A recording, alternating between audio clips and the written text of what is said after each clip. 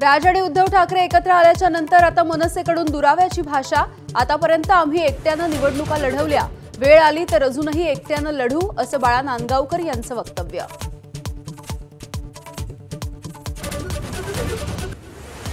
ठाकरे बंधूंची राजकीय युती जाहीर होणं गरजेचं, तरच महाराष्ट्राला दिशा मिळेल। आता संभ्रम नको, दैनिक सामनाच्या रोखठोकमध्ये संजय राऊत यांचं विश्लेषण।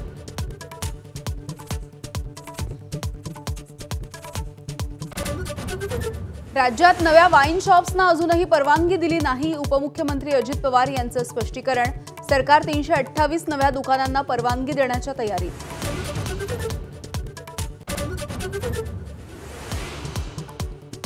गांधीवादी संस्थांमध्ये माओवादी घुसले का याची चौकशी करणार, मुख्यमंत्र्यांनी केली घोषणा।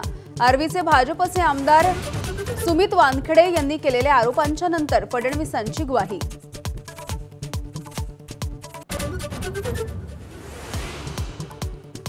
लाडकी बहीण योजनेवरून दत्ता भरणे आणि छगन भुजबळ या मंत्र्यांकडूनही घरचा आहेर।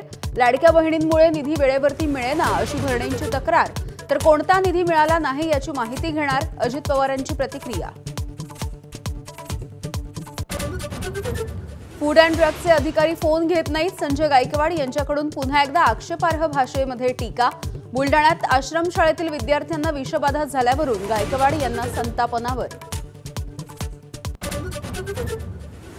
जयंत पाटील यांनी राजीनामा का दिला हे त्यांना विचारणार, अजित पवार यांची प्रतिक्रिया। राजीनाम्याची केवळ अफवा असल्याचा एकनाथ खडसेंचा दावा। भाजपत आले तर स्वागत, विखे पाटील यांच्याकडून ऑफर। संभाजी ब्रिगेडचे प्रदेशाध्यक्ष प्रवीण गायकवाडांच्या तोंडाला फासलं काळं। छत्रपती संभाजी महाराजांचा एकेरी उल्लेख केल्यामुळे शिवधर्म फाउंडेशन आक्रमक।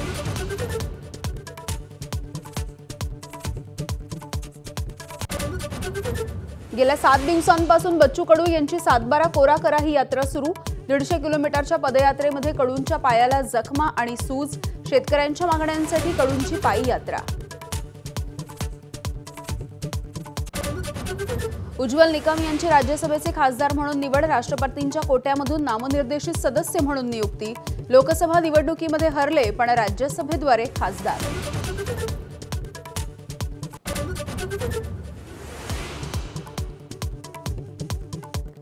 बीडच्या माजलगावामध्ये 1200 रुपयांसाठी सालगड्याचं अपहरण, मध्यस्थी केलेल्या सेवानिवृत्त पोलीस अधिकाऱ्याला जंगलामध्ये नेऊन अमानुषपणे मारहाण। 1.5 लाख रुपये लुटून तोंडावर लघुशंका केल्याचा प्रकार।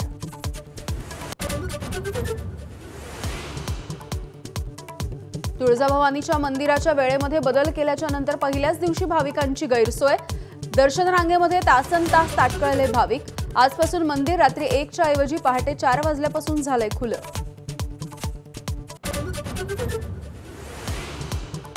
आज रंगणार विम्बल्डनच्या पुरुष एकेरी गटामधला अंतिम सामन्याचा थरार, अल्कराज आणि सुनर यांच्यामध्ये अंतिम सामना।